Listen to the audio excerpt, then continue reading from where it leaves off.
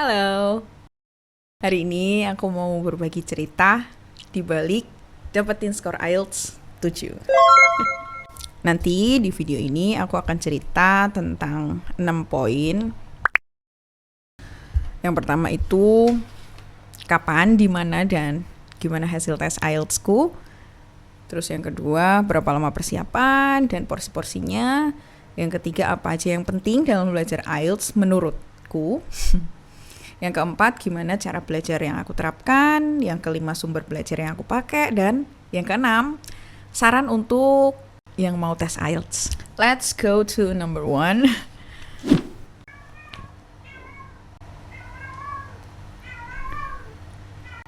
Kathy!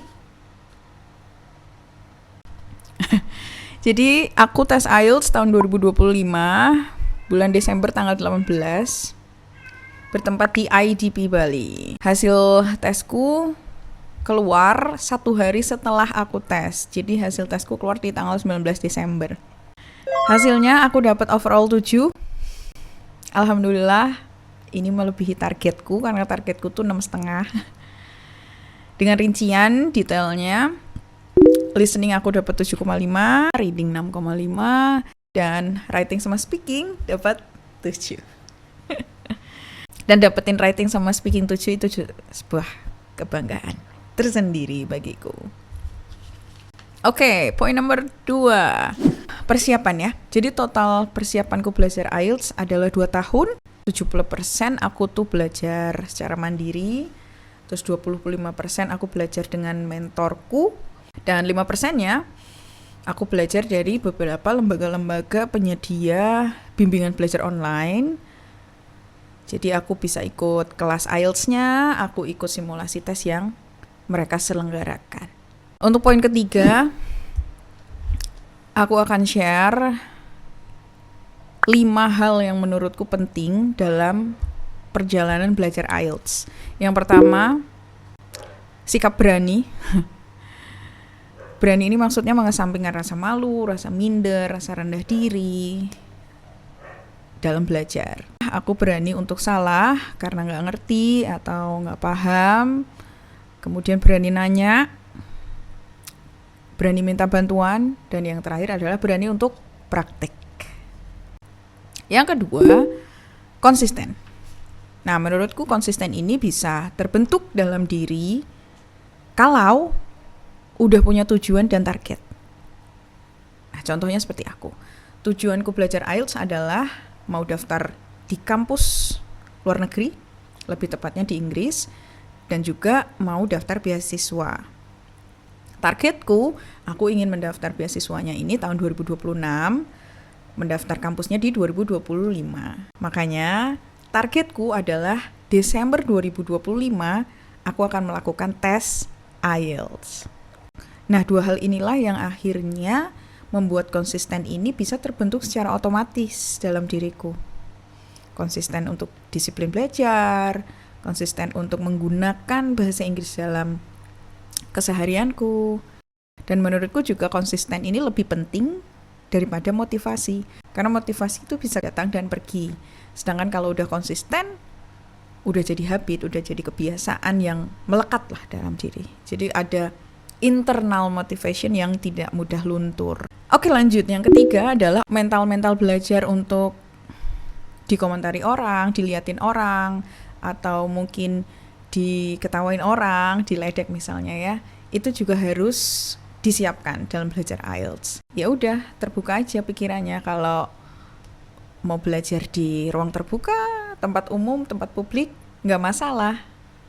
Nggak usah khawatir dengan orang yang ngeliatin kita. Meskipun orang itu kita kenal, apalagi yang nggak dikenal. Jadi fokus pada tujuan dan target kita sendiri aja. Karena reaksi atau respon orang tidak bisa kita kendalikan. Jadi siap aja sama komentar orang di sekitar kita yang menyaksikan kita sedang belajar bahasa Inggris atau belajar IELTS gitu. Nah, yang aku lakukan saat itu, aku tuh bisa belajar di kantor saat sela-sela waktu istirahat. Kemudian aku belajar juga di bandara, di ruang tunggu bandara, di ruang tunggu stasiun, terminal, dan juga bahkan di rumah sakit. Anyways, lanjut. Yang berikutnya adalah penting untuk punya mentor. Mentor yang aku maksud di sini adalah seseorang yang memang expert bahasa Inggris. Dan tentunya yang pernah tes IELTS. Nah, tujuannya untuk membantu kita menjawab pertanyaan-pertanyaan yang kita masih belum ngerti tentang bahasa Inggris atau tentang IELTS. Kemudian untuk menjadi partner speaking. Terus untuk ngoreksi juga tulisan kita, untuk memberikan feedback dan masukan. Nah, kalau aku, mentorku ini adalah temanku, namanya Rindang Barta, dan dialah yang 30% berperan dalam proses belajar IELTS sampai akhirnya aku mendapatkan skor 7 di tahun 2025 kemarin itu. Sebagai bonusnya, menurutku dengan adanya mentor, kita juga merasa memiliki motivasi eksternal yang mengencourage kita dalam belajar untuk bisa disiplin tapi juga tetap semangat karena senang ada yang mensupport kita. Nah, yang terakhir yang menurutku penting dalam belajar IELTS tidak lain dan tidak bukan adalah jadwal belajar. Nah, yang aku mau ceritakan sekarang adalah jadwal belajar sebagai seorang full-time worker. Karena aku kerja dari Senin sampai Jumat, jadi ini jadwalku, rinciannya. Jam 4 sampai jam 5 pagi biasanya, atau sejam durasi, aku tuh belajar secara mandiri. Di hari Sabtu, hari libur kerja, aku rutin untuk melakukan call melalui Google Meet dengan mentorku. Nah, hari Minggu, aku selalu gunakan untuk libur dan istirahat. 2024 aku belajarnya masih satu jenis tes, misalnya listening ya listening aja. Di tahun 2025 aku mulai menggabungkan 2 tes, misalnya listening dan reading, atau reading dan writing, atau writing dan speaking. Menjelang tes di Desember 2025 aku mengambil cuti 4 hari. Ini adalah waktu dimana aku full latihan seolah-olah benerannya. Jadi aku full tes IELTS gitu, simulasi di rumah. Menurutku ini penting untuk melakukan simulasi tes fullnya, karena saat simulasi itu kita jadi mengukur endurance untuk melakukan tes dalam 3,5 jam itu. Kemudian untuk melatih fokus dan juga manajemen waktu. Poin keempat sekarang, bagaimana cara belajar yang aku terapkan selama 2 tahun belajar IELTS. Aku punya 3 cara. Audio yang pertama, melalui hal-hal yang aku dengerin. Bisa podcast, bisa YouTube, dan ini yang berbeda, rekaman audio yang aku selalu ambil saat call sama mentorku. Cara belajar yang kedua yaitu melalui visual. Kalau aku pribadi dari 2024 itu aku mulai mentargetkan untuk beli buku-buku bahasa Inggris.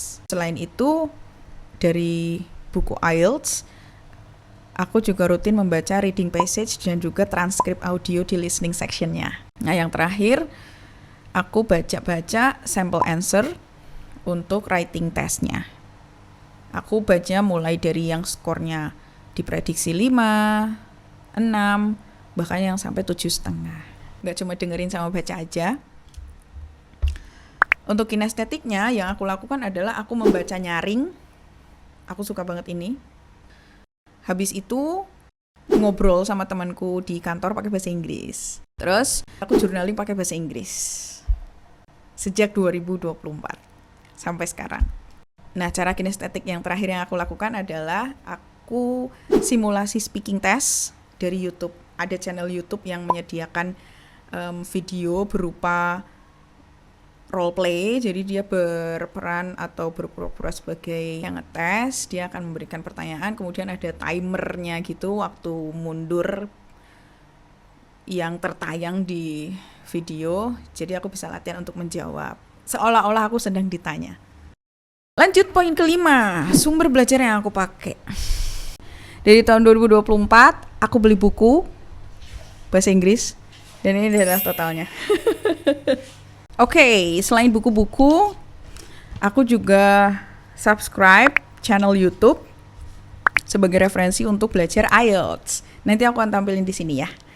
Ada beberapa sih yang aku pakai dan aku suka. Terus ada juga channel Spotify. Dan yang terpentingnya, ini yang terakhir nih, website simulasi tes IELTS. The one and only Innovate. Love it so much. Jadi aku pakai website ini untuk simulasi tes. Next, nah tibalah kita di poin yang ke-6. Saran buat yang mau tes IELTS di IDP Bali. Ada 3 hal. Yang pertama, paginya dikit aja minum. Karena khawatir nanti jadi sering berasa pengen kencing ke kamar mandi. Terus yang kedua, pakai jaket karena dingin banget ruangan tesnya. Aku waktu itu pakai jaket. Aku melihat beberapa orang-orang di sekelilingku yang gak pakai jaket tuh kedinginan. Dan menurutku saat tubuh kita kedinginan, otak kita untuk mikir juga pasti akan sedikit menurun. Dan yang terakhir, ini yang penting juga, bawa earplug. Aku baru tahu kalau ternyata di IDP Bali itu memperbolehkan peserta tesnya untuk membawa earplug. Kenapa earplug ini ternyata penting menurutku? Karena saat tes itu ternyata sebelahku saat reading dia itu membaca bisik-bisik seperti komat kamit, dan itu ternyata kedengeran meskipun aku pakai headset sisa listening itu ya. Dan karena terdistraksi jadinya aku merasa saat mengerjakan reading itu jadi menurun juga tingkat fokusku. Jadi mungkin ini bisa jadi pertimbangan. So, itulah cerita di balik dapetin skor IELTS 7. Semoga ada informasi yang bisa membantu. Thank you for watching and bye.